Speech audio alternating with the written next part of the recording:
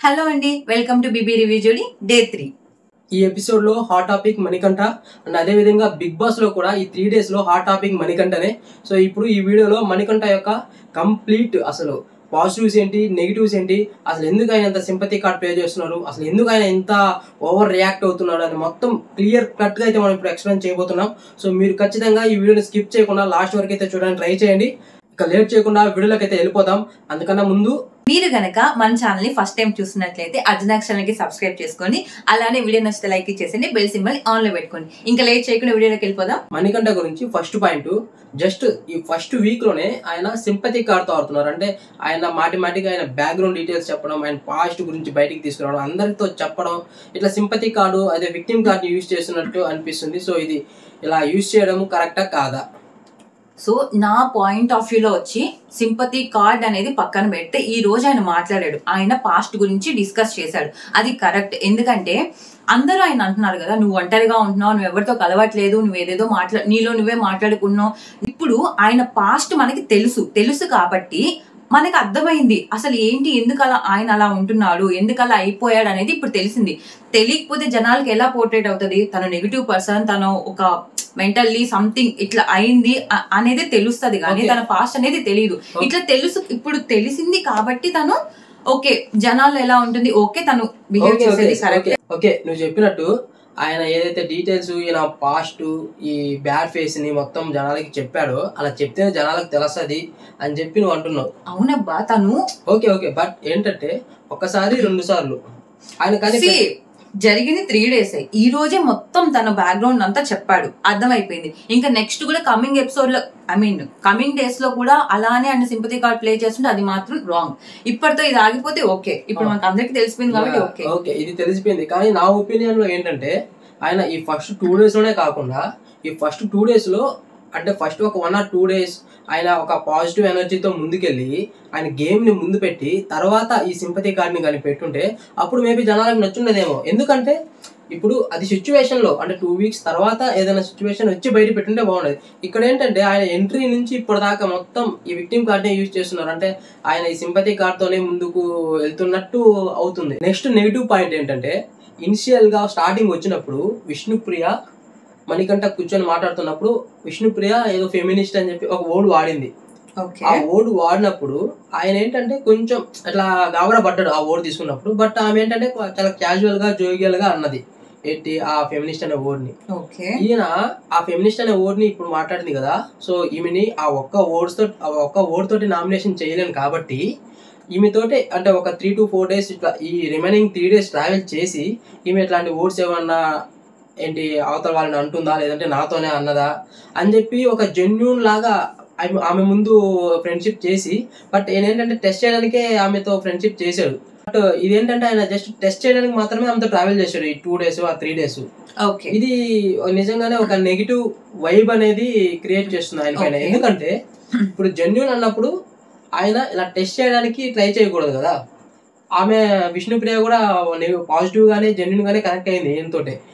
But ఈయన ఏంటంటే ఈ నెగిటివ్ వర్డ్స్ ని అబ్జర్వ్ చేయడానికే ట్రావెల్ చేశాడు. ఇది ఖచ్చితంగా నెగిటివ్. ఓకే, నేను ఒప్పుకుంటా. అలానే మణికంఠ కూడా ఒప్పుకున్నారు, నేను మీతో ఫ్రెండ్షిప్ చేసింది మీరు ఎక్కడైనా టంగ్ స్లిప్ అవుతారేమో, ఇలాంటి వర్డ్స్ ఎక్కడైనా యూజ్ చేస్తారేమో అనేసి నేను ఈ 3 days మీతో ట్రావెల్ చేశా అని చెప్పాడు. ఓకే, నేను ఒప్పుకుంటా.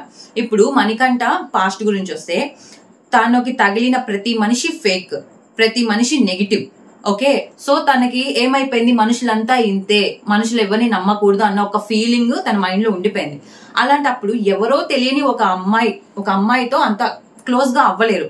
ఒకవేళ అయినా తను ఒకవేళ ఫ్యూచర్ లో ఒకవేళ ఒక 1 or 2 weeks తర్వాత తన హార్ట్ ని బ్రేక్ చేస్తే పరిస్థితి ఏంది. అందుకనేసి తను ఈ అమ్మాయి నాతో ఫిట్ అవుతుందా లేదా అన్న ఒక ఒపీనియన్ తోనే అమ్మాయితో ట్రావెల్ చేశాడు, ఒప్పుకున్నాడు. మణికంఠ వచ్చి చాలా జెన్యూన్, తన అందరి ముందే ఒప్పుకున్నాడు విష్ణుప్రియతో నేను ఈ 3 days ఫ్రెండ్షిప్ చేసింది తనని అబ్జర్వ్ చేయడానికి మాత్రమే అని. ఇప్పుడు అంత జెన్యూన్ కాలేదనుకో, అవన్నీ దాచిపెట్టేసి ఈ ఒక్క పాయింట్ మీద తను నామినేట్ చేసేయచ్చు. నువ్వు నన్ను అలా అన్నావు, ఆ వర్డ్ తప్పు, నాకు అది హర్టింగ్ గా అనేసి తన నామినేషన్ వేసేయచ్చు. కానీ అలా చెప్పకుండా తన మైండ్ లో ఉన్నదంతా బయట అంటే తను చాలా జెన్యూన్. కాకపోతే తన పెరిగిన వాతావరణం అదంతా దాని వల్ల తన మీద అది ఇంపాక్ట్ అయింది, అందుకనేసి అలా ఉన్నాడు. And third point, Prerana nomination వేసేటప్పుడు ఆమె ఒకటి చెప్తుంది ఏంటంటే, మీకు నార్మల్గా ఏదైనా నార్మల్ విషయాలు చెప్పినప్పుడు కానీ మంచి విషయాలు చెప్పినప్పుడు కానీ మీరు కామ్గా ఉంటారు, మీరు ఎలాంటి రెస్పాన్స్ ఏం లేకుండా నార్మల్గా ఉంటారు. అపోజిట్గా మాట్లాడినప్పుడు, మీ మీద నామినేషన్ చేసినప్పుడు, ఇలాంటి టైంలో మాత్రం మీరు ఓవర్ అగ్రెసివ్ అయిపోయి వెంటనే ఫట్ అని చెప్పి ఆన్సర్లు ఇచ్చేస్తుంటారు కదా. సో ఇంత ఫాస్ట్గా క్విక్గా రెస్పాన్స్ అయినప్పుడు మీరు అవతల వాళ్ళతో మనుషులతో మాట్లాడడానికి మింగిల్ అవ్వడానికి మాత్రం ఎందుకు అంత ట్రై చేయట్లేదు, రెస్పాండ్ అవ్వట్లేదు అని చెప్పి ప్రేరణ చెప్పింది. సో ఇట్లా ఇదంతా ప్రేరణ మాట్లాడిన తర్వాతే తను ఏంటి అనేది చెప్పాడు. ఓకే, ఎందుకు నేను ఇలా ఉన్నాను, ఎందుకు నేను మనుషులతో కలవట్లేదు అనేది చెప్పాడు. ఓకే, సేమ్ అదే ఇంకా తను అన్ని ఇయర్స్ ఇంతమంది మనుషుల్ని చూసి, ఇంతమంది ఫేక్ మనుషుల్ని చూసి, ఒకసారిగా ఇక్కడ అన్నోన్ పర్సన్స్ ని చూసి మింగిల్ అవ్వలేరు. కానీ దాన్ని ఓవర్కమ్ చేసి అందరితో ఫ్రెండ్లీగా ఉండి గేమ్ మంచిగా ఆడితే సూపర్. అండ్ ఇంకొక నెగిటివ్ పాయింట్ ఏంటంటే డిస్కస్ చేసుకోవాల్సింది, స్టార్టింగ్ వచ్చినప్పుడు ఆయన మీద ప్రాంక్ చేశారు అనిల్ రావిపూడి గారు. వాళ్ళు ప్రాంక్ చేసినప్పుడు అందరూ ఆయనకు ఓట్లు వేసారు అనమాట. అంటే ఈయన ఇంకా ఓకే అంటే హౌస్ నుంచి ఎలిమినేట్ చేసేటట్టు, స్వాప్ చేసేటట్టు ఓట్లు వేసారు. ఇట్లా ఓట్లు వేసి ఆయన ఎలిమినేట్ చేస్తున్నారని తెలియగానే ఆయన వెంటనే ఆయన రెస్పాన్స్ ఏంటంటే, ఓకే వాళ్ళందరినీ గుర్తుపెట్టుకుంటాను అన్నాడు. అంటే గుర్తుపెట్టుకుంటారంటే ఏంటి, ఇప్పుడు ఆయన బయటకు వెళ్ళిపోతారు, వెళ్ళిపోయినప్పుడు వీళ్ళు ఎప్పుడు కలుస్తారో కలరో తెలియదు. అంటే గుర్తుపెట్టుకుని బయట ఏమైనా రివెంజ్ తీసుకోవాలన్నా, అసలు ఇంటెన్షన్ ఏంటి ఆయన వల్ల? ఈ మణికంఠ అనే పర్సన్ ఫుల్ మైండ్ లో ప్రిపేర్ అయిపోయి వచ్చేసాడు. నేను ఈ హౌస్ లో ఉండాలి, మనీ సంపాదించాలి, ఫేమ్ సంపాదించాలి, అందరూ రెస్పెక్ట్ సంపాదించాలి అని. అందరూ అందుకే వస్తారు. కానీ దీనికి ఇంకా ఎక్కువ ఉంది. ఎందుకంటే తన పాస్ట్ వల్ల. ఓకే, ఇంట్లోకి వచ్చి కొన్ని డేస్ సర్వైవ్ అవ్వాలనుకునే పర్సన్ వచ్చిన కొంచెం సేపటికి ఎలిమినేట్ అయిపోతున్నాను అన్న ఇది ఉంటది. అప్పుడు ఒక నార్మల్ పర్సన్ అయినా ఎలా ఫీల్ అవుతారు?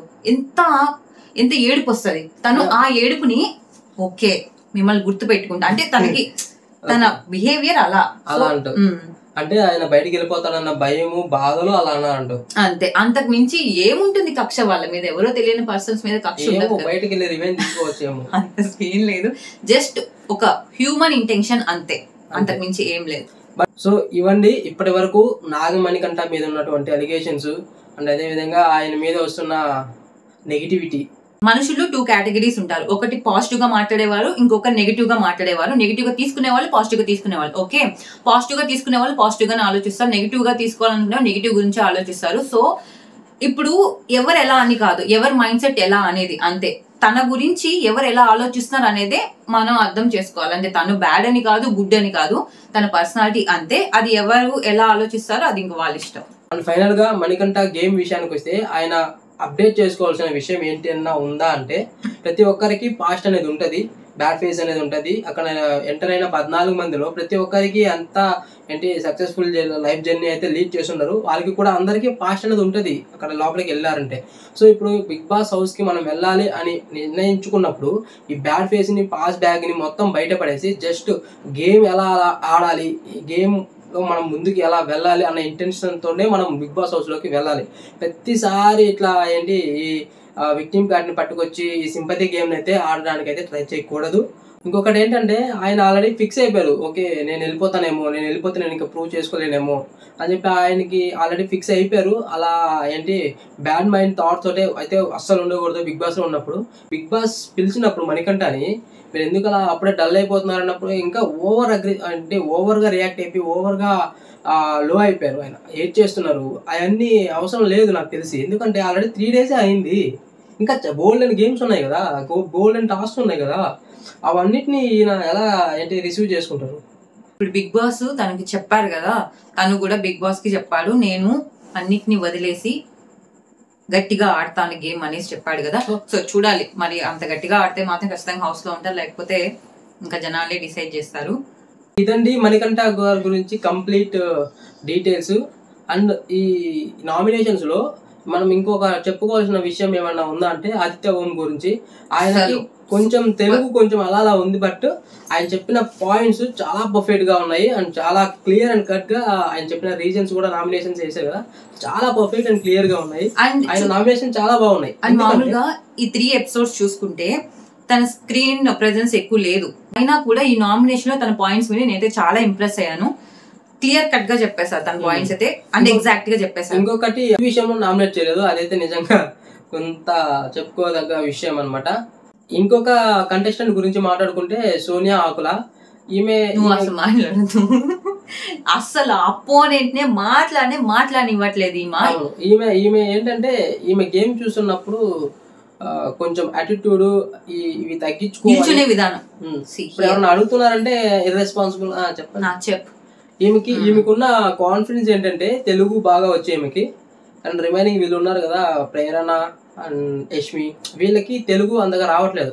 దానిని ఈమె ప్లస్ చేసుకొని వాళ్ళు ఏమన్నా మాట్లాడుతున్నారంటే దాంట్లో వాళ్ళు మాట్లాడే తెలుగులో లూప్ హోల్స్ వెతుకుతుంది. సో ఈమెకున్న ప్లస్ పాయింట్ అదే, ఈమె తెలుగు బాగా మాట్లాడుతుంది, ఆమె వాళ్ళ తెలుగు బాగా మాట్లాడట్లేదు. అలానే ఆమె పాయింట్ తీస్తా ఉంది. ఆ లూప్ హోల్స్ అంటే వాళ్ళు మాట్లాడే తెలుగులో నుంచి ఆమె పాయింట్స్ తీస్తుంది. ఇంకా యాటిట్యూడ్ ఉంది, ఇవి కొంచెం తగ్గించుకోవాలి ఈమె. ఎందుకంటే ఆల్రెడీ 2 days, ఆ 2 daysకే ఎందుకు అంత యాటిట్యూడ్ అవసరం లేదు కదా. నాకు అసలు అంత నచ్చట్లేదు తన యాటిట్యూడ్ వల్ల. ఈమె ఇలాగే కానీ ప్రొసీడ్ అయ్యిందంటే ఈమె జనాలకి కూడా అంత నచ్చదు, త్వరగానే పంపించేస్తారు బయటికి. ఈ వీక్ లో నామినేట్ అయిన persons Sonia Akula, Bebakka and Vishnupriya. And gents నుంచి ఆబ్వియస్లీ మణికంఠ 5 ఓట్లు 4 ఓట్లు పడ్డాయి, గుద్దారు అందరూ వచ్చి. తర్వాత శేఖర్ భాష, తర్వాత పృథ్వీరాజ్. టోటల్ 6 మెంబర్స్ అయితే ఇప్పుడు నామినేషన్స్ లిస్ట్ లో ఉన్నారు. మీ అమూల్యమైన ఓటుని వినియోగించుకోండి, డిజ్నీ ప్లస్ హాట్స్టార్ కి వెళ్ళి ఓట్ వేయండి. అలానే మిస్డ్ కాల్స్ కూడా ఇవ్వండి, అవి కూడా కౌంట్ అవుతాయి కదా. నేనైతే ఈ రోజు చూసిన ఎపిసోడ్ ని బట్టి మణికంఠకి, విష్ణుప్రియకి నా ఓట్ వేయాలనుకుంటున్నా. నేనైతే ఈ ఎపిసోడ్ లో ఈ నామినేషన్స్ లో శేఖర్ భాషకి సపోర్ట్ చేయాలని అనుకుంటున్నాను. ఎందుకంటే నాకు మొత్తం ఈ గొడవలతోనే కాకుండా కొంచెం sense of humour, comedy timing ఇవన్నీ ఉన్నది శేఖర్ భాష ఆయనలోనే. ఆయన కొంచెం ఇంకా కొన్ని రోజులు ఉండాలి, ట్రావెల్ చేయాలి, ఆయనలోని టాలెంట్ మొత్తం బయటకు తీసుకురావాలి, ఆయన అగ్రెషన్ మొత్తం చూడాలి అని చెప్పే ఉద్దేశంతో నేను శేఖర్ భాషను అయితే సపోర్ట్ చేస్తున్నాను. సో మీరు ఎవరికి సపోర్ట్ చేస్తున్నారు అన్నది కింద కామెంట్ సెక్షన్ లో కామెంట్ చేయండి. వీడియో నచ్చితే ఖచ్చితంగా లైక్ అయితే చేయండి. సో ఇలాంటి మంచి మంచి రివ్యూస్ కోసం అర్జునెక్స్ ఛానల్ కి సబ్స్క్రైబ్ చేసుకోండి. నెక్స్ట్ వీడియోలో కలుసుకుందాం. Until then bye by.